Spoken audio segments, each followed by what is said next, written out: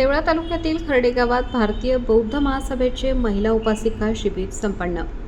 माता रमाई स्मृती दिनानिमित्त महिलांचा उत्स्फूर्त सहभाग। दी बुद्धिस्ट सोसायटी ऑफ इंडिया तथा भारतीय बौद्ध महासभा नाशिक जिल्हा पूर्व शाखेच्या वतीने देवळा तालुक्यातील खर्डे गाव येथे दिनांक 18/5/2026 ते 26/5/2026 या कालावधीत आयोजित महिला उपासिका शिबिराचा समारोप दिनांक 27/5/2026 रोजी माता रमाई स्मृती दिनाचे औचित्य साधून मोठ्या उत्साहात संपन्न झाला।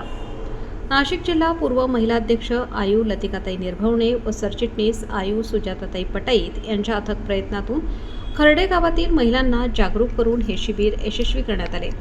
शिबिराच्या समारोप प्रसंगी महाराष्ट्र राज्य संघटक तथा नाशिक विभाग प्रभारी आयु गौरव पवार गुरुजी, जिल्हाध्यक्ष आयु संदीप खरे गुरुजी व महिला जिल्हाध्यक्ष आयु लतिकाताई निर्भवणे यांच्या मार्गदर्शनाखाली कार्यक्रम पार पडला।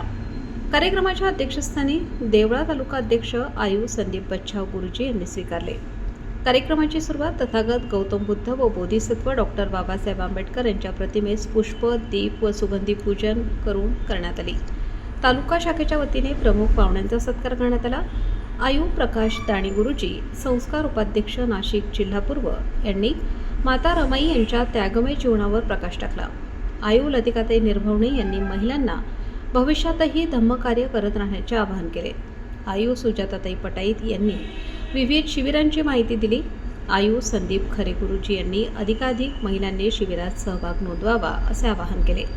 आयु गौरव पवार गुरुजी यांनी बाबासाहेबांनी संकलित केलेल्या संस्कार विधीचे महत्त्व पटवून दिले। भास्कर गांगुर्डे गुरुजी बागलाण तालुका अध्यक्ष यांनी माता रमाईंवर सुंदर गीत सादर केले।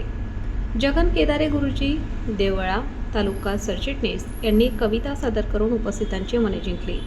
अध्यक्ष भाषणात आयु संदीप बच्छाव गुरुजी यांनी अशा प्रकारे देवळा तालुक्यात शिबिरे राबवून धम्माचा प्रचार व प्रसार करू असा संकल्प व्यक्त केला।